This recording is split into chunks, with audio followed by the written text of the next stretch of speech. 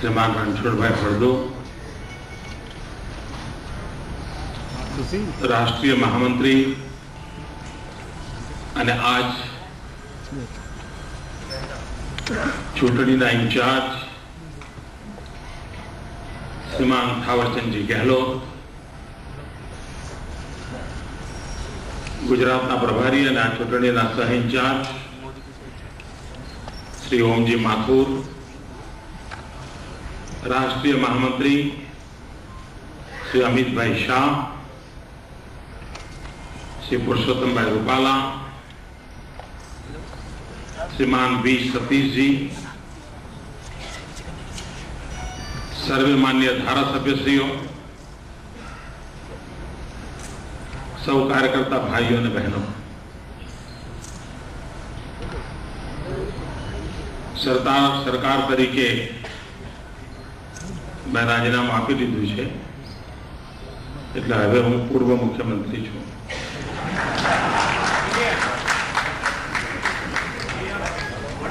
પણ ધારાસભ્ય છું.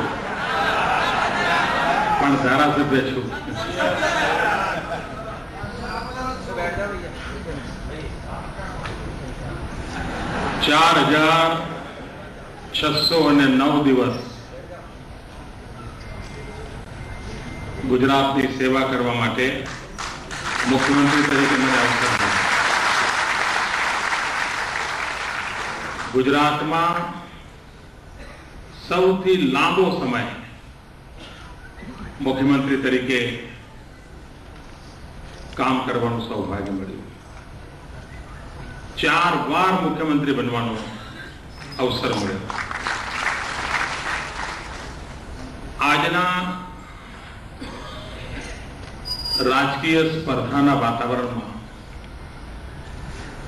आटलो बधो लांबो समय गुजरात ज मोको आपी शके एवो मारो मत छे.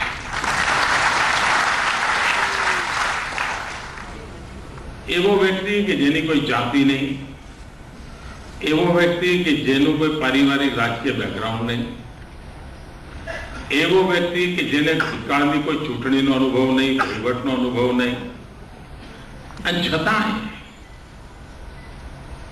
सामान्य गुजरातीना मनमा विकास माटेनी जे भावना पड़ी हती, सुशासन माटेनी जे भावना पड़ी हती अने सामान्य मानवीनी आशा आकांक्षाओने अनुरूप गुजरात भारतीय जनता पार्टी है समाजनी लागणीओने अनुरूप काम कर्युं अने एनुं परिणाम आव्युं कि गुजरात प्रगतिनी नवी ऊंचाईओने सर करी शक्युं.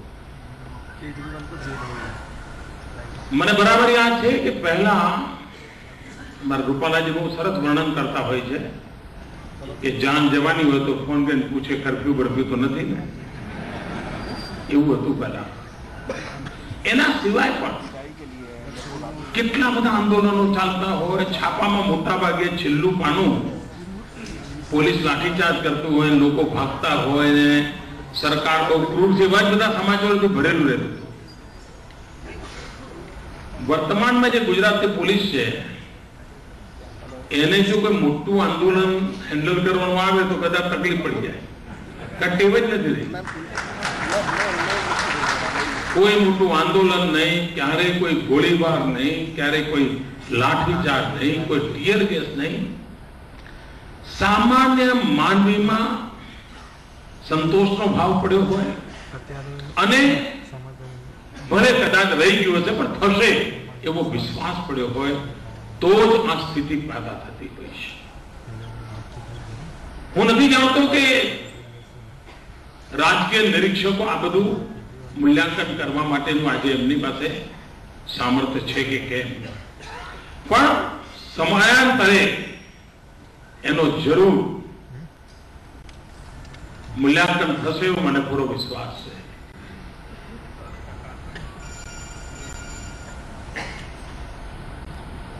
મુખ્યમંત્રી તરીકે તમારી વચ્ચે કામ કર્યું એના કરતા વધારે તો સંગઠન તરીકે વર્ષો સુધી તમારી વચ્ચે મેં કામ કર્યું છે. બધી જ રીતે એક સાથી તરીકે તમારી જોડે કામ કરવાનો મને અવસર મળ્યો છે અને ખૂબ મોટી જવાબદારી પહેલા ભારતીય જનતા પાર્ટીએ અને હવે આ દેશે મારા પર મૂકી છે. પણ મિત્રો મને ખબર નહીં એટલો બધો મારો આત્મવિશ્વાસ છે કે બધું રંગે ચંગે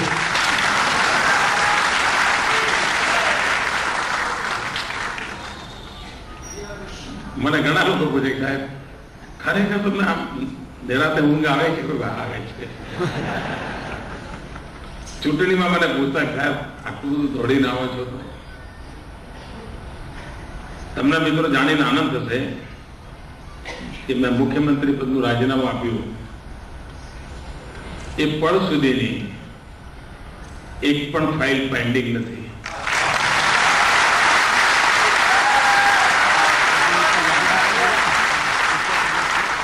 આટલો મોટો ચૂંટણી પ્રચાર કરીને આવીને રાત્રે પણ ઓફિસરોને બોલાવતો હતો, બ્રીફિંગ લેતો હતો અને આવશ્યક સરકારી કામ એક પણ દિવસ પડ્યા વગર કરતો હતો. આ ચૂંટણી દરમિયાન પણ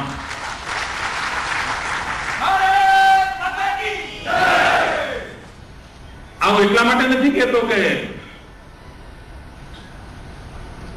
કોઈ નરેન્દ્ર મોદીના કામ તરફ લોકોનું ધ્યાન જાય.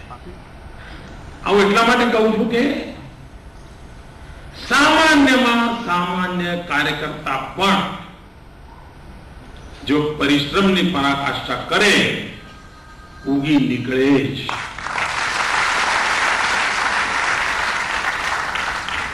અને રાજનીતિક જીવનના કાર્યકર્તા તરીકે આનાથી મોટો કોઈ સંદેશ ન હોઈ શકે. શોર્ટકટને ક્યારેય સમાજ જીવનમાં પરિણામકારી બનતું જ નથી. આપણે ત્યાં રેલવે પ્લેટફોર્મ પર લખેલું હોય છે, કેટલાક લોકો પાટા ઓળંગીને જતા હોય છે, બ્રિજ ઉપર જવું ના પડે ત્યાં લખ્યું હોય shortcut will cut you short, એવું લખેલું હોય છે. પણ જે સીડી ચડીને જાય એ નિશ્ચિત જગ્યાએ પહોંચે.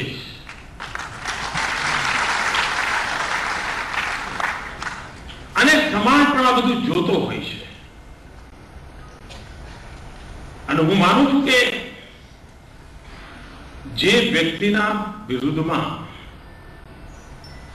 અને હું ચોક્કસપણે માનું છું કે કોંગ્રેસ પાર્ટીએ જે એનાલિસિસ કર્યું હશે એમાં એક મુદ્દો એમના ધ્યાનમાં આવ્યો કે ના આવ્યો. 1995માં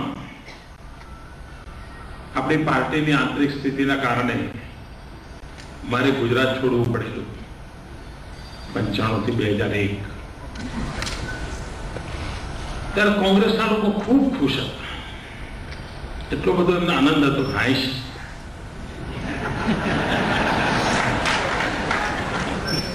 અને ત્યારે કોંગ્રેસના નેતાઓને એક ખૂબ મોટા માણસે કહેલું કે તમે ભલે આનંદ કરતા હો મોદીને કે કાઢીને, પણ કશું ઉકળશે નહીં. તો કોંગ્રેસને સમજણ નહોતી લીધી. 95 થી 2001 હું ગુજરાત બહાર રહ્યો. હરિયાણા, હિમાચલ, પંજાબ, જમ્મુ કાશ્મીર, ચંડીગઢ બધું જાય છે.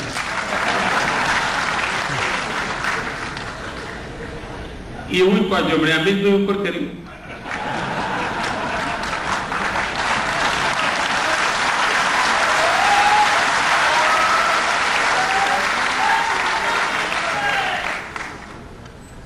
હવે એમને થતું ભેગા સીબીઆઈએ કરવા ગયા, કંસાર થઈ ગઈ, થૂલી ગઈ.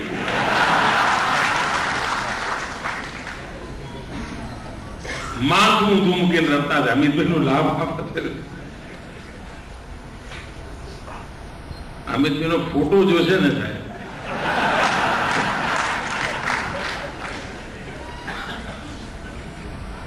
એમને અંદાજ નહીં હોય ભાઈ સમર્પિત ભાવથી માણસ નીકળી પડે ત્યારે કેવું કરી શકતો હોય છે, એનું આ ઉદાહરણ છે. મારો કહેવાનો તાત્પર્ય આ છે, આપણા નસીબમાં અવિરત પરિશ્રમ લખાયેલો છે, એમાં કોઈ ઉપાય નથી. તમે પ્રધાનમંત્રી બનો કે મુખ્યમંત્રી બનો કે મંત્રી બનો કે પાર્ટીના મહામંત્રી બનો કે પ્રમુખ બનો કે વોર્ડના કોર્પોરેટર બનો, આપણા માટે આ લખાયેલું છે. કારણ આપણે કહ્યું છે કે અમારા ભારત માતા મહાન બનાવી છે, એને બહુ આપણે કહ્યું જોઈએ આ શું કર, એટલે આપણે કહ્યું આ વ્રત આપણે લીધેલું છે, આ સંકલ્પ આપણો છે કે આ દેશ માટે મારે કંઈ કરવું છે. અને તેથી ઘણા લોકોને લાગતું હોય છે કે એકવાર જનસંઘના સમયમાં કેરળમાં જનસંઘનું અધિવેશન હતું અને 67માં સંયુક્ત વિધાયક દળની સરકારો બનેલી, first non Congress SPD government દેશમાં બનેલી, એમાં મધ્યપ્રદેશમાં પણ આપણે સરકારમાં આવેલા.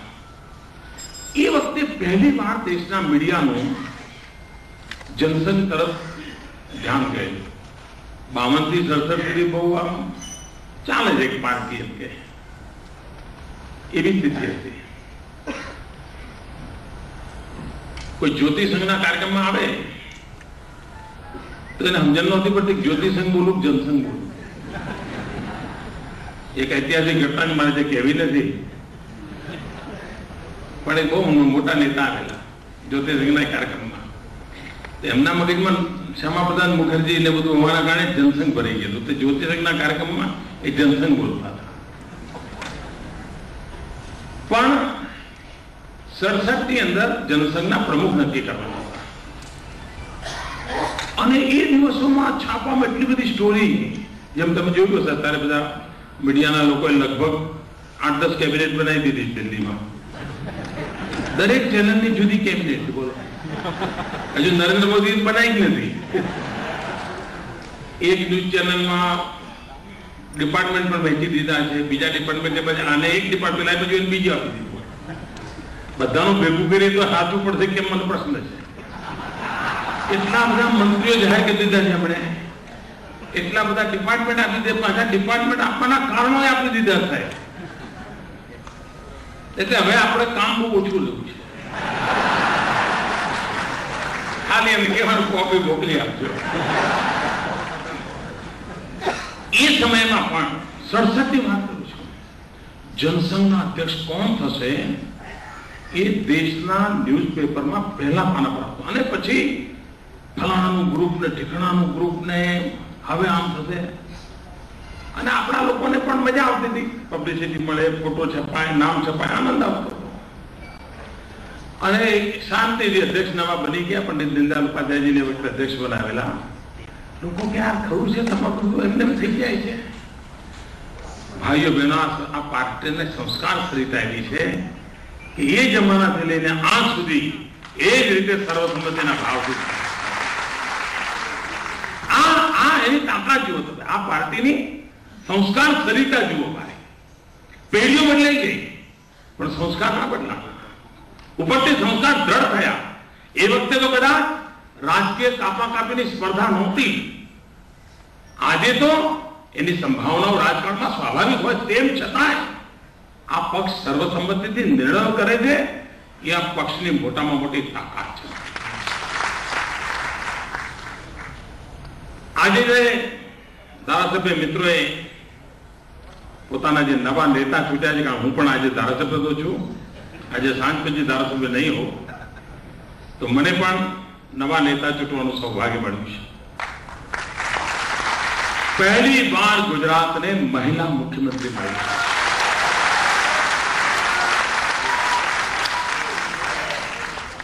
અને આ વાત ગુજરાતના ખૂણે ખૂણે પહોંચાડવાની જવાબદારી ગુજરાતના સમગ્ર નારી આલમને વિકાસ યાત્રામાં જોડવા માટેનું ઉમદા કારણ બની રહે એ જવાબદારી આપણી છે. આપણે જે સખી મંડળો દ્વારા એક મોટું અભિયાન ઉપાડ્યું છે કે ગરીબમાં ગરીબ મહિલા પણ ગુજરાતની આર્થિક વિકાસ યાત્રામાં ભાગીદાર બને.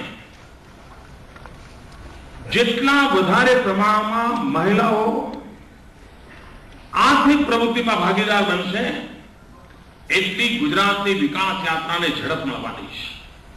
અને ધારાસભ્યોએ પોતાના પસંદ કરેલા નેતા મહિલા હોવાના કારણે આ વાત આપણે વધુ સરળતાથી કરી શકીશું. મારા હિસાબે કદાચ ગુજરાતને પહેલો એવો મુખ્યમંત્રી મળનાર છે કે જે MSc ગોલ્ડ મેડલિસ્ટ છે. બાકી તો બધા અમે કયા છે અમને ખબર. પહેલા એવા મુખ્યમંત્રી મળી રહ્યા છે અને એ જે સમયમાં આટલો સમાજ કન્ઝર્વેટિવ હતો ત્યારે આટલું શિક્ષણ, આજે પણ આપણા દેશમાં શિક્ષક માટેનું સન્માન છે. અને શ્રેષ્ઠ શિક્ષક તરીકે જેમણે પોતાના શૈક્ષણિક કારકિર્દીમાં રાષ્ટ્રપતિ એવોર્ડ પ્રાપ્ત કર્યો હોય એવા મુખ્યમંત્રી પહેલી વાર ગુજરાત. શિક્ષક સ્વભાવે કડક હોય પણ એ વિદ્યાર્થીઓના ભલા માટે હોય.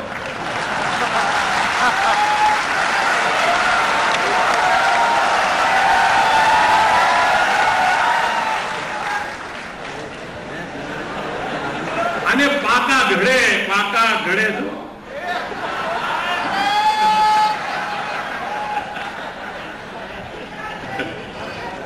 પણ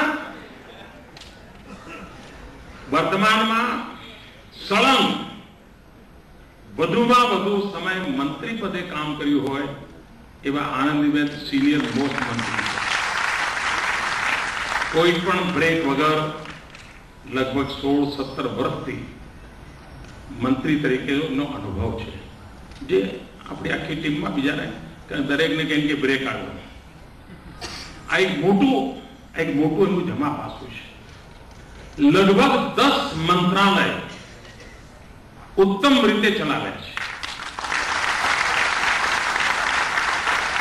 જ્યારે કેશુભાઈ મુખ્યમંત્રી હતા અને એમના જેટલા ભાષણ સાંભળતો હતો એ ભાષણોમાં સરકારની સિદ્ધિઓમાં 70 થી 80% એમનું ભાષણ લગભગ શિક્ષણની સિદ્ધિઓ પર બોલાતું હતું. કારણ એ ડિપાર્ટમેન્ટ ખૂબ ઉત્તમ રીતે ચાલ્યું એ વખતે જ્યારે આનંદીબેન શિક્ષણ મંત્રી હતા અને કેશુભાઈ મુખ્યમંત્રી હતા. એ સામાન્ય રીતે રેવન્યુ મિત્રો હું સરકારમાં મુખ્યમંત્રી તરીકે કહી શકીશ અને જે લોકો નિષ્પક્ષ ભાવે અધ્યયન કરવા માટેની ખુલ્લા મનની ઈમાનદારી રાખતા હશે, ગુજરાતની સ્થાપના પછી ગુજરાતના રેવન્યુમાં એક પણ સરકાર કશું જ ઉકાળી શકી નહોતી. હું પણ મારા પહેલા ટેન્ડરમાં કંઈ કરી શક્યો નહોતો. આજે હું ગૌરવથી કહી શકું કે આ ગયા 5-7 વર્ષની અંદર રેવન્યુના બેસિક ચીજોમાં જે રિફોર્મ થયા છે, આખી ઘૂંટીમાં ફસાયેલી આખી વ્યવસ્થાનું જે સરળીકરણ કર્યું છે, અને એમાં એક મોટું કામ જે દેશમાં દર 30 વર્ષે થવું જોઈતું હતું અને જે ગયા 100 વર્ષમાં નથી થયું, એ કામનું શ્રેય અગર કોઈને જાય તો સમગ્ર દેશમાં એકમાત્ર આનંદીબેન પટેલને જાય.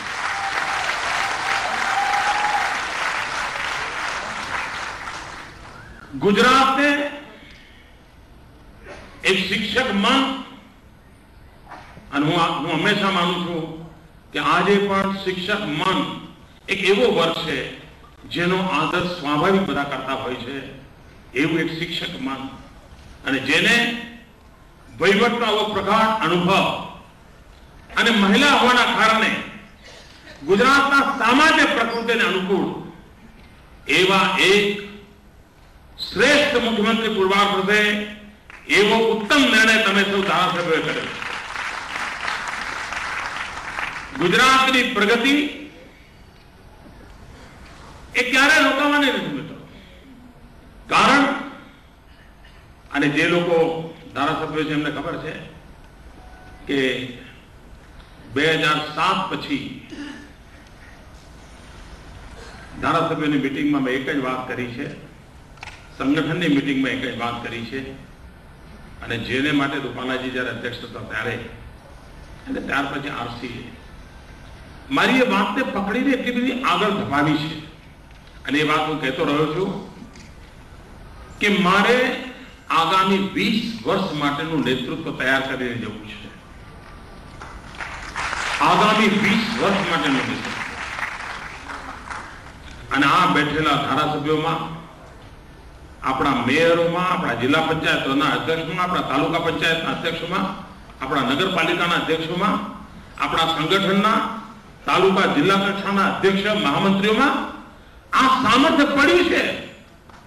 શાયદ હિન્દુસ્તાનમાં કોઈ એક ઇકાઈ પાસે આટલી સામર્થ્યવાન કાર્યકર્તાઓની શૃંખલા, જે સંગઠનની ક્ષમતા, સામાજિક નેતૃત્વની ક્ષમતા અને વહીવટી કૌશલ્યની ક્ષમતા, આવા ત્રિવિધ ગુણોથી ભરેલા કાર્યકર્તાઓની ફોજ ગુજરાતને માટે ગૌરવની બાબત છે મિત્રો. આ યશ કીર્તિ કોઈ એક વ્યક્તિને કાંઈ નથી મળી મિત્રો આટલા વર્ષો સુધી.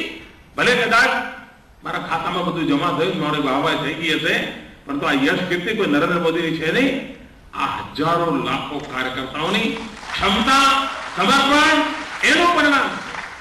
અને એમાંથી દરેક સ્તરે, ગુજરાતમાં દરેક સ્તરે ઉત્તમ પ્રકારની નેતૃત્વ નિર્માણ થયું છે. અને તેથી હું કહું છું કે ઉચ્ચ કક્ષાની નેતાગીરીની આખી હરોળ, અને હવે તો કહી શકાય પંચાયતથી પાર્લામેન્ટ સુધી આ ગુજરાતે તૈયાર કરી છે. આ નાની ઘટના નથી મિત્રો, આ નાની ઘટના નથી મિત્રો. ચૂંટણી પ્રચારમાં જે મેં બાબતો જોઈ છે, તમે વિચાર કરો, 14 રાજ્યો અને 6 કેન્દ્ર શાસિત પ્રદેશ,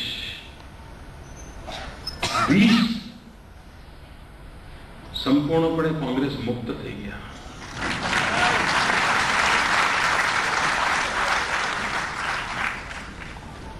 અને આખા દેશમાંથી કેવું લાગતું હશે આંકડો છે.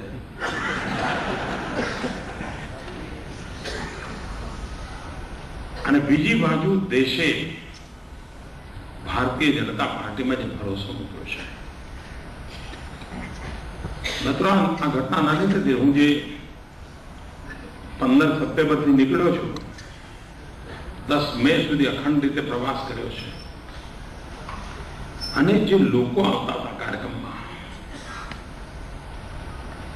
આપણને આશ્ચર્ય થાય કે આ વર્ગ કોઈ ભાજપ જોડે નહોતો, આ વર્ગ આજે આપણી સાથે છે. શરીર પર કપડા ના હોય, એકાદ વસ્ત્ર હોય, સાવ પીંખાઈ ગયેલું શરીર હોય, અને છતાંય ખભા પર ઝંડો લઈને દોડતો હોય, અબાલ વૃદ્ધ સૌ. આ મે મહિનાની ગરમી મેં ક્યાંય માંડવા નીચે સભાને જોઈ મિત્રો. અને એક પણ સભા 1.5-2 લાખથી ઓછી નથી જોઈ. ધોમ ધકતો તાપ હોય, બપોરે 12 1 વાગે. અને હું કહેતો હતો કે દુનિયાના જે દેશો પોતાને ખૂબ ડેમોક્રેટ કહે છે, ઓલ્ડેસ્ટ ડેમોક્રેસીની વાતો કરનારા દેશો, સમૃદ્ધ ડેમોક્રેસીની વાતો કરનારા લોકો, હાઈલી એજ્યુકેટેડ ડેમોક્રેસીની વાતો કરનારા લોકો, ડેમોક્રેસીની તાકાત શું છે, સામાન્ય માનવીની રગોમાં ડેમોક્રેસી કેવી રીતે કામ કરી રહી છે, એની વાત ભાઈઓ બહેનો આ હિન્દુસ્તાનની ચૂંટણી કોઈ જુએ તો એને ખબર પડે. નહીં તો સામાન્ય ગરીબ માણસના રેલીઓમાં પોતાના ખર્ચે શું કરવા આવે ભાઈ? ચૂંટણી દરમિયાન તો ઇલેક્શન કમિશન ટકો બકો કશું આવવા નથી દેતો, છતાં આટલા લોકો આવે. હું ચાઇનાની બોર્ડર પર એકદમ હિન્દુસ્તાનનું આખરી અરુણાચલ પ્રદેશનું સ્થાન છે, ત્યાં એક સભા કરવા ગયેલો. ભૂતકાળમાં સંગઠનનું કામ કરવા જતો હતો, 25 સંખ્યા હોય એટલે સાહેબ આપણા કાર્યકર્તા ખુશ હોય, સાહેબ આ 25 લોકો છે મિટિંગમાં, એવું ક્ષેત્રો.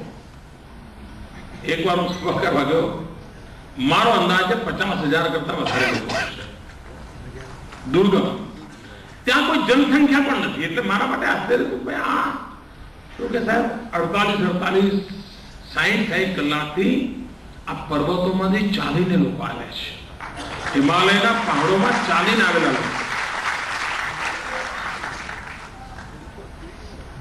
આ કયું છાપું, કયું ટીવી ત્યાં પહોંચાડતું હશે વાત નહીં.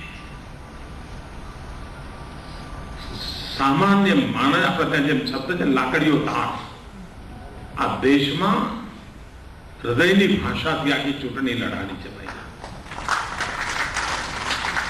એક હૃદય બીજા હૃદયને જંકારતું હતું, ઝકઝોરતું હતું.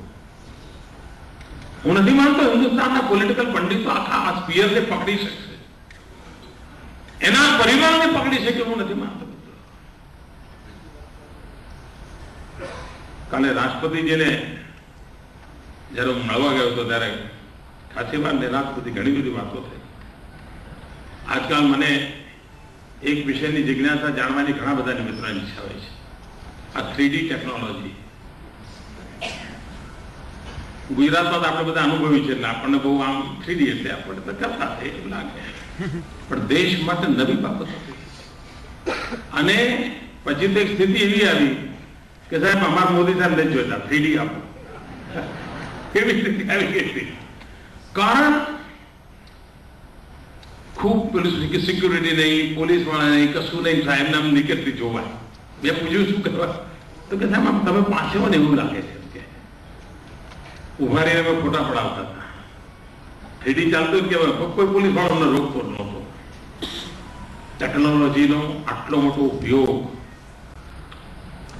આ દેશમાં સાચા અર્થમાં નિષ્પક્ષ ભાવે કોઈ દેશને ગૌરવ અપાવવાની મથામણ કરનારા કોઈ લોકો હશે તો જરૂર દુનિયાને ડંકો વગાડીને કહેશે કે ભારત જેને તમે ગરીબ દેશ ગણો છો, ભારત જેને તમે અવિકસિત દેશ ગણો છો, તેના લબર મુછિયા છોકરાઓ દુનિયાની અંદર અજુબો કરી દે એવી ટેકનોલોજી દ્વારા લોક શિક્ષણનું કામ કરી શકે. આ બાબતો અનેક રીતે નવી છે. હવે બોલો ચા. કોઈએ વિચાર્યું કે ચા ક્રાંતિ કરે? ફ્રેન્ચ ક્રાંતિ, ડિકની રિવોલ્યુશન, હવે તો હશે ટી રિવોલ્યુશન.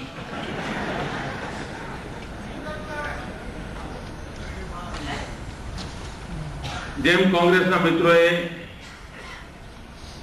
સીબીઆઈ મોકલી તો શું પરિણામ આવ્યું? એમ ચા વાળાને ગાળો દીધી. બોલો, આખા દેશનો ચા વાળો ઉભો થઈ ગયો.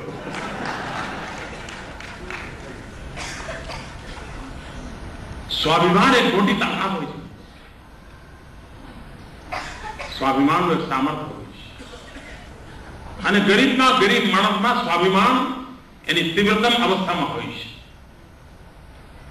જે સ્વાભિમાનના તીવ્રતમ અવસ્થાને પોઝિટિવ સમજે એ સદાય એનો સાથી બની જતો હોય છે. જે આ તીવ્રતાને નકારે છે એ સદા સર્વદા માટે દુશ્મન બની જતો હોય છે.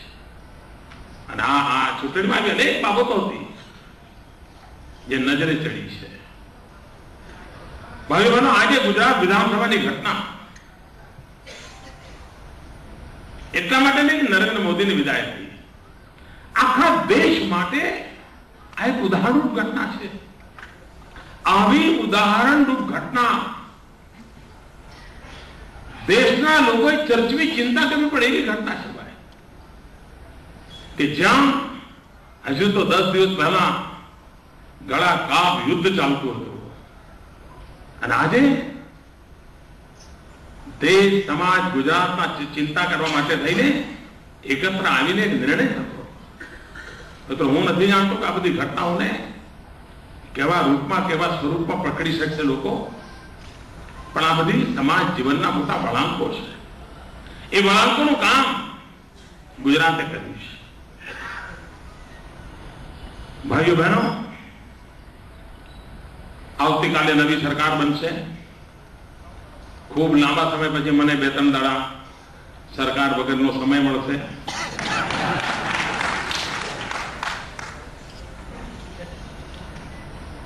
આ 26 સાંજે 6 વાગ્યા સુધી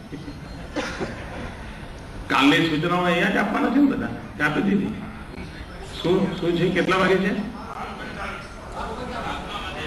એટલે 12 સભા પર બધાને આવવાનું છે. 11:30 બોલાય. આ ઓલા સિક્યુરિટીના પ્રશ્નો હશે તો આપણે 9 વાગે આવી જશે. મહાત્મા મંદિરમાં છે એટલે એક સારું આપણું સ્થાન થઈ ગયું એટલે આપણે ઓછા સમયમાં જલ્દી કામ કરી શકીએ છીએ. આનંદીબેનને ખૂબ ખૂબ શુભકામનાઓ પાઠવું છું અને પૂરી પાર્ટીને ભરોસો છે, એમના પરફોર્મન્સ માટે બધાને ભરોસો છે, એમની ક્ષમતા પર પૂરો ભરોસો છે અને રાજ્યનું ભલું થશે, રાજ્યનો વિકાસ થશે, અવિરત વિકાસ થશે એવો મારો પૂરો વિશ્વાસ છે. ફરી એકવાર સૌ ધારાસભ્ય મિત્રોને આ ઉત્તમ નિર્ણય કરવા બદલ અભિનંદન આપું છું.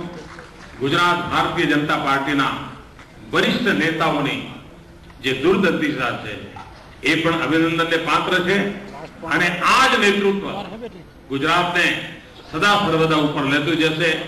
પાર્ટીની આ ક્ષમતા જ આપણને આગળ વધારતી જશે એવા પૂરા વિશ્વાસ સાથે આપ સૌ મિત્રોનો ખૂબ ખૂબ આભાર. જય જય ગરવી ગુજરાત. ભારત માતા કી, ભારત માતા કી, ભારત માતા કી.